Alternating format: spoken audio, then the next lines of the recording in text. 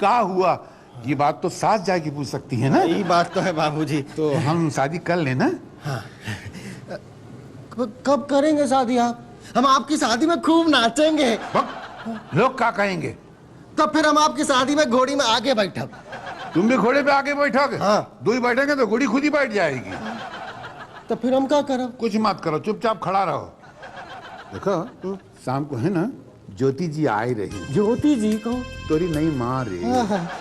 तू शाम को है ना रीतू को भी ले आ, तो को उससे मिलाई देते हैं, फिर तेरा रिश्ता भी पक्का, हमारा भी पक्का और शादियां फाइनल। बाबूजी। हेलो। मेरी आवाज सुनो, प्यार का राग सुनो। कौन बोल रहा है? मेरी आवाज पहचानो। कौन बोल रहा है? हम आपके कौन है बताइए ना। ओफो, कौन बोल रहा है बताइए तो सही। हम सब हैं साथ साथ। ओहो, चौबे जी। जी मत बोलिए, बड़ा खराब लगता है। सिर्फ राम बोलिए या रसीले, नहीं रसीले बोलिए, बड़ा रस वाला लगता है जैसे गुलाब जामुन। वैसे मैं आपके बारे में ही सोच रही थी। अच्छा? मैं आपकी बहुत आभारी हूँ जो आपने मुझे सिंह के चुंगल से आजाद करवा दिया और कोर्ट का केस भी खत्म करवा दिया। अरे कहाँ आप सींग वींग को बीच में डाल रहे हैं, हम दिल की बात कर रहे हैं, हम सींग ला रही हैं। और ये केस छोड़िए, हम अपने दिल के केस की बात कर रहे हैं। आज हम लल्लू से तोरा जिक्र किया तो रबर की गेंद की तरह उछलने लगा के बाबा माई लाई दो, माई लाई दो, माई लाई दो। चलिए, ये तो बहुत ही अच्छी बात हुई। हाँ तो बस कल अपने इस होने वाले नए घर में तशरीफ लाइए, हमरे लल्लू से मिल लीजिए, अपनी होने वाली बहू से मिल लीजिए, ताकि हम शादी की डेट फाइनल करें और फिर ये दिल वाले दुल्हनिया ले जाएं। आप बड़े वो हैं। ज्योति जी, आप जब हमको वो बोलती हैं ना तो कुछ कुछ होता है। हाँ सुखी रहो, आओ अपनी माँ से मिल लो और शोर नहीं मचाना आस्ते। हाँ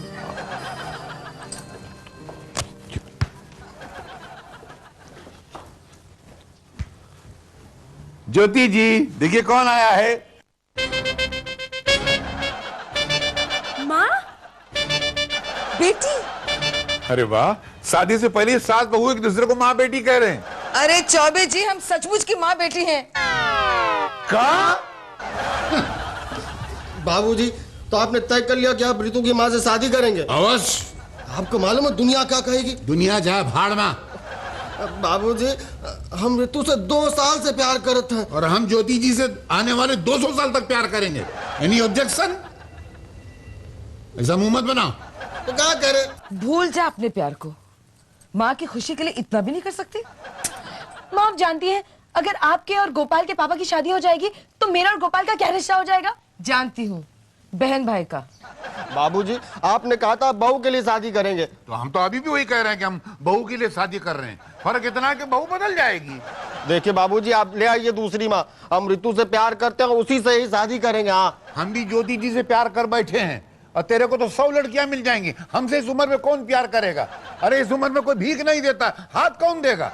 चल तू जा, नाके पे कोई लड़की ढूंढ ले। नहीं जा। अरे टराई तो करा, कोई मिल जाएगी। हम ऋतु से ही शादी करब। नहीं मम्मी, ये नहीं हो सकता। मैं गोपाल को नहीं भूल सकती। जिद मत करो ऋतु, गोपाल को ना कह दो। और फिर अब तुम्हारा रिश्ता भी तो बदलने जा रहा है। कल पंडित जी आ रहे हैं हमारी कुंडली देखने के लिए। तुला, वृश्चिक, धन, मकर, कुंभ, मीन, मेष, वृषभ, मिथुन, कर्क, सिंह, कन्या और तुला। तुला और कन्या का मेल? असंभव, असंभव। क्या हो गया पंडित जी? ये रिश्ता हो ही नहीं सकता। बात नहीं बनेगी। अरे ये तो आजकल के जमाने का दस्तूर है, जब तक रिश्वत ना ही दो गाड़ी आगे नहीं बढ़ती। अभी बढ़ाते हैं। देखो पंडित जी, ये रेलवे के सीट की तरह अगर हमारी शादी की सीट भी बुक करा दो तो मेहरबानी होगी। चौबे जी, मैं पंडित हूं, कोई टीसी-वीसी नहीं। मैंने कह दिया ये शादी न हो तो अच्छा है। मगर काहे ना हो भाई? अगर ये शादी हो गई तो शादी के ठीक 40 दिन बाद राम रसीले तुम मर जाओगे। मर जाओगे? अरे तुम कहाँ इसकी बहकावे में आ रही हो? फेंक रहा है, हम दूसरा पंडित देखेंगे। नहीं नहीं चौबे जी, दुनिया के किसी भी पंडित को ये कुंडलियां दिखाइए, ज्ञानी होगा तो यही कहेगा कि शादी के 40 दिन बाद तुम तो स्वर्गस्थ कहलाओगे राम रसीले। स्वर्गस्थ कहलाओगे? चलो उठो, स्वर्गस्थ कहलाएंगे। अरे सब डराए रहा, इसकी बातों में कहाँ आ रहे हो? पंडित के कहने से कोई जिंदा होता और मरता है? और भगवान ने हमको इसलिए थोड़ी मिला कि शादी के 40 दिन के बाद हम मर जाएंगे? है? नहीं नहीं, ये काम करते हैं, हम मुहूर्त निकालते हैं।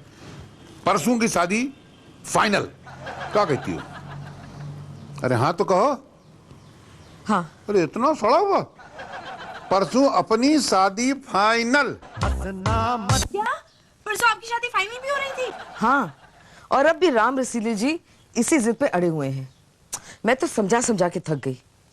रितु, गोपाल और तुम जाके फौरन शादी कर लो। मम्मी, ये आप कह रही हैं? नहीं, कोई और कह रहा है, इडियट। जितना कह रही है उतना ही करो। देख रितु, मैं नहीं चाहती कि रसीली जी को कुछ हो जाए। अच्छे इंसान है वो। और सुनो, गोपाल को कहो अपनी शादी के बारे में अपनी बाबूजी से कोई बात ना करे। क्यों? क्योंकि अगर उन्हें पता चल गया तुम दोनों की शादी से पहले वो अपनी शादी करवा देंगे, और अगर हमारी शादी हुई मतलब तुम्हारी शादी नहीं हो सकती। इसीलिए कल के कल रजिस्ट्रार के सामने जाके तुम्हारी शादी करवा दूंगी। थैंक यू मामा। शादी बहुत बहुत मुबारक हो। आपको भी मुबारक हो। आपको दामाद बहुत बहुत मुबारक हो। शुक्रिया। मुबारक हो बाबूजी आप। मुबारक हो। अरे का बिठवा, अपनी शादी में बाभाई को नहीं बुलाया? हाँ? जियो जियो। मुबारक हो। आपको भी मुबारक हो।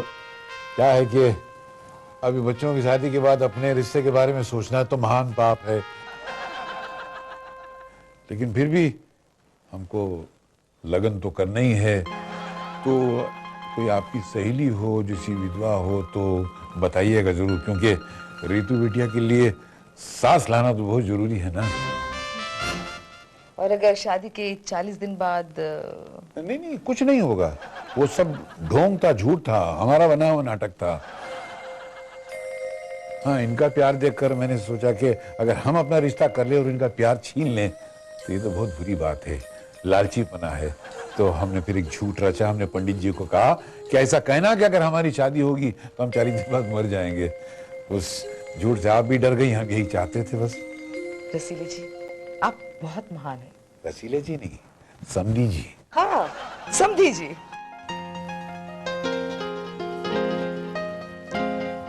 अरे बाबूजी, आप ये क्या कर रहे हैं? झूठा बर्तन उठा के ले जा रहे हैं? अरे नहीं नहीं बाबूजी, आप ये काम कैसे कर सकते हैं? अरे हम सारी जिंदगी ये काम करते हैं, हमको तो आदत है।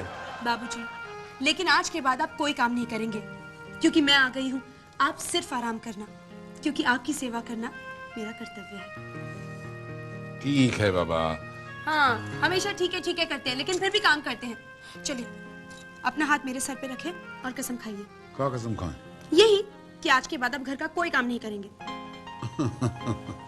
अच्छी बात है। अगर तू खुश होती है तो चल, मैं आज के बाद घर का कोनो काम नहीं करूंगा। खुश? बहुत खुश।